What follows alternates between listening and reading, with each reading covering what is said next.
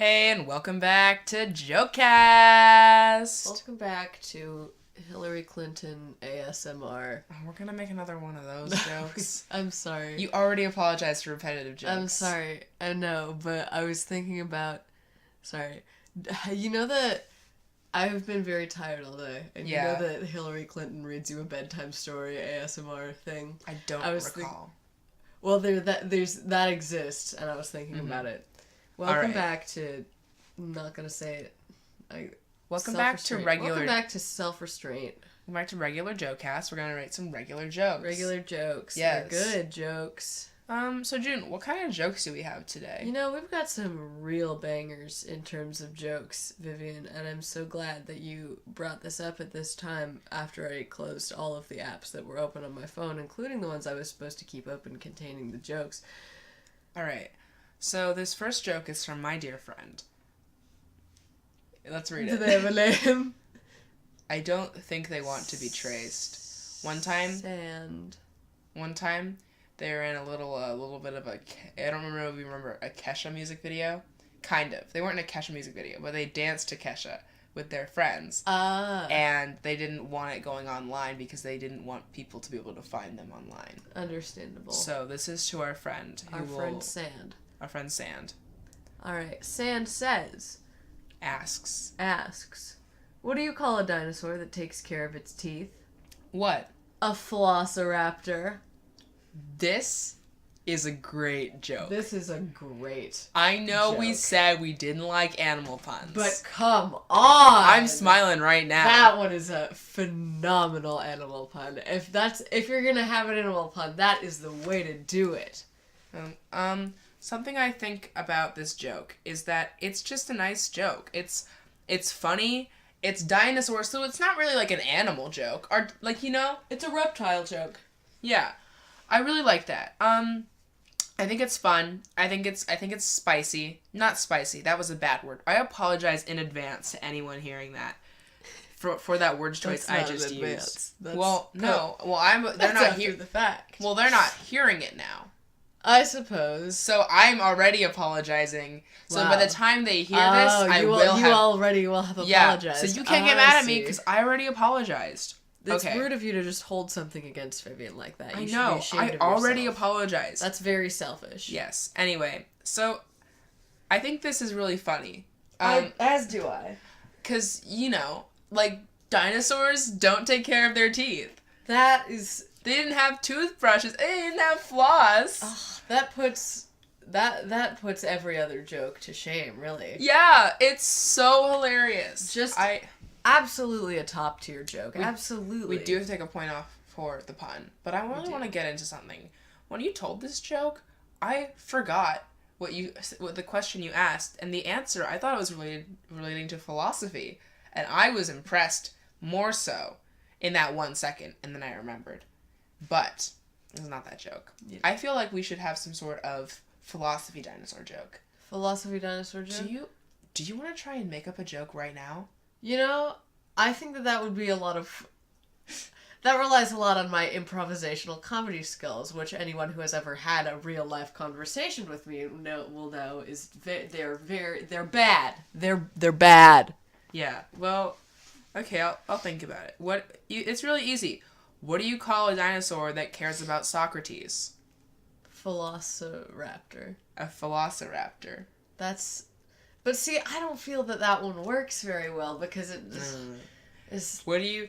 I just think... I think that my issue is the strength of the original joke. That's true. The strength of the velociraptor joke is just so incomparable.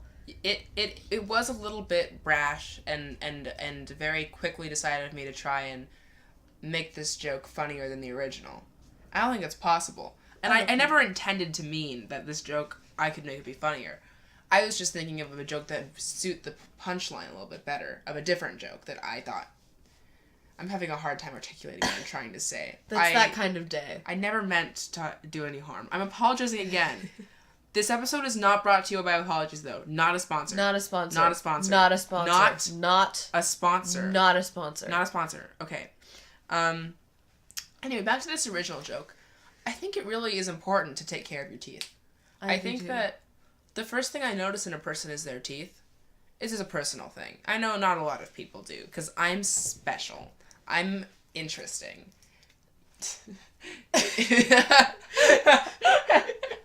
I'm an interesting person. I would agree. I have quirks and traits that are important. I would say that you have maybe a way with words, Vivian. I am just so wonderful. I would agree. I'm forced to agree. Yes. However, what was I saying about the teeth? Oh, right. The first thing I notice in somebody is their teeth. So I think that it's important to kind of take a step back and realize that this joke is based off of something important. Brushing your teeth. I know. I'm not a dentist. I don't know a lot about teeth. But I know that if you brush them, sometimes it goes better for you. Because if you floss and you brush, and maybe you mouthwash, maybe you don't, you're just going to feel like a better person. Or perhaps like a velociraptor. To the velociraptors inside of us all. To the velociraptors inside of this all. That is very profound. I appreciate that, Vivian. Yeah. So what kind of scale would you give this joke? I already said we should take off a point because it is very, very funny, but it is still a pun. I think that we should consider re-rewarding it half of a point for being such an advocate for dental health. I think that is often overlooked, and I think that that's an important thing to cover in the joke community. I do agree. All right. So with that being said, what would the score originally? And then taking off the half the point, what would the score be then? I think that I would give this, all in things considered, a 4.5 out of 5. 4.5 out of 5. Near perfection. Near perfection. Well, let's see if this next joke can really hit that spot for you. All right? Are you ready? You know what, Vivian? I think that we should take a half a second just right now to acknowledge our sponsor today. Oh. Our sponsor today is Cubes. Cubes. Please tell me more about cubes. So, cubes are one of many shapes that exist. Yes. And I am particularly partial to cubes for one very specific reason. Some of you in our audience, and you, Vivian, may be familiar that when you have a hollow cube, you can put things inside of it. This is the layman's term is a box. But Cubes actually reached out to us in response to our, you may recall our audience several weeks ago when our sponsor was Bowls. Yes. Cubes was actually so impressed with our work with Bowls that they have offered to sponsor us based on that alone. And I think that just, it made me so happy to hear that Cubes was considering us because of our success in that area. And that is thanks to you, because clearly you all in our audience have been using Bowls, and that makes me so happy. Yes.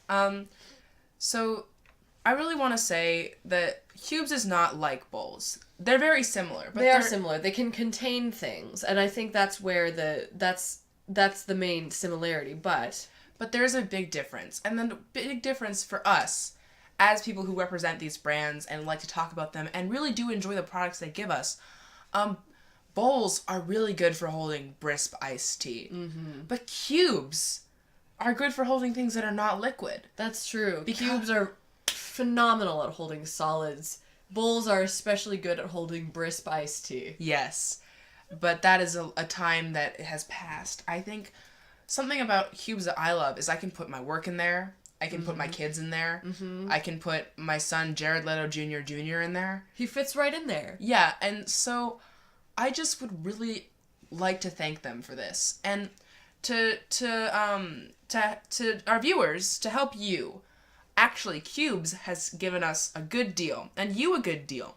If you go to dragonflyscience.weebly.com and enter the promo code CUBES at checkout, you can actually get 3 cubes for free. That's dragonflyscience.weebly.com.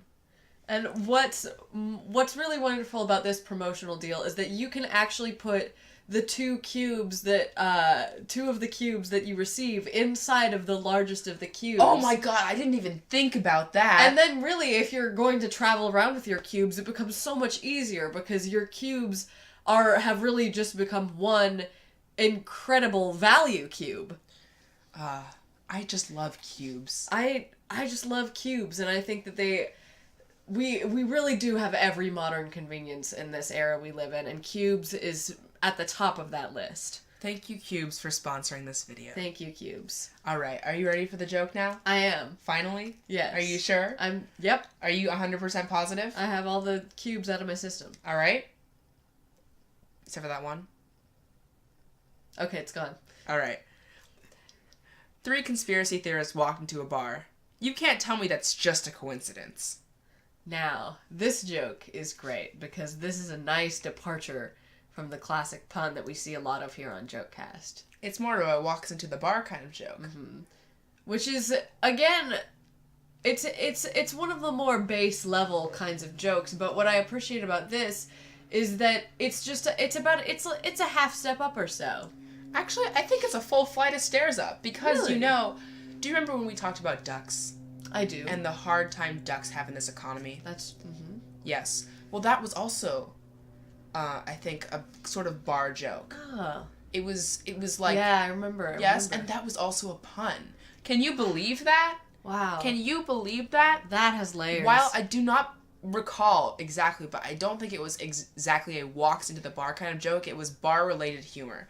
And I think that because this joke is not a pun, it's just so refreshing and nice. It really is. It really is. In the context of this podcast, where we see so many puns week in and week out, it is wonderful to see one that is just such a refreshing departure. Yeah, I'm just so very grateful, and I think this joke is really funny too, because it's not quite like a hits you in the face at first, but it's subtle and it's wonderful. I think.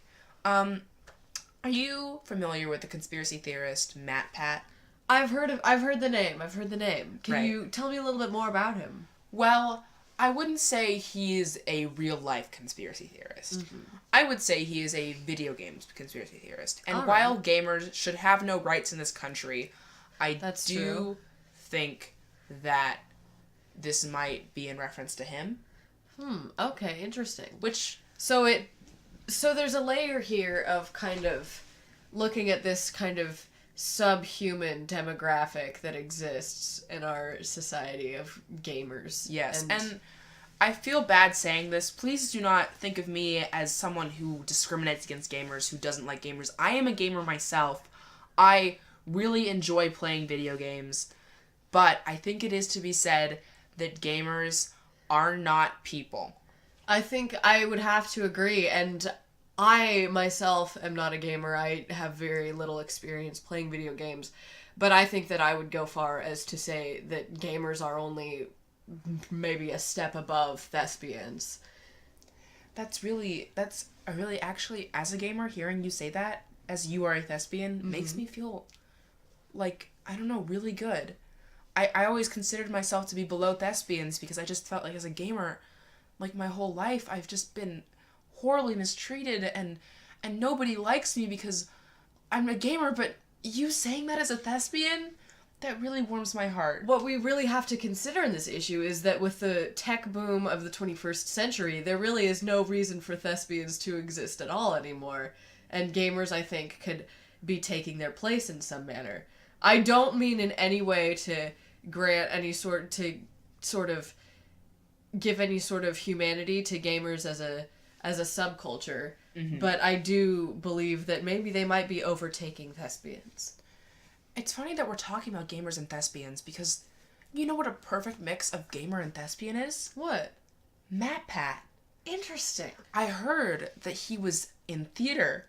I heard that he was in theater in high school, and now he concerns himself with video games. It's like this conspiracy theorist, this joke is all combining to mean something greater.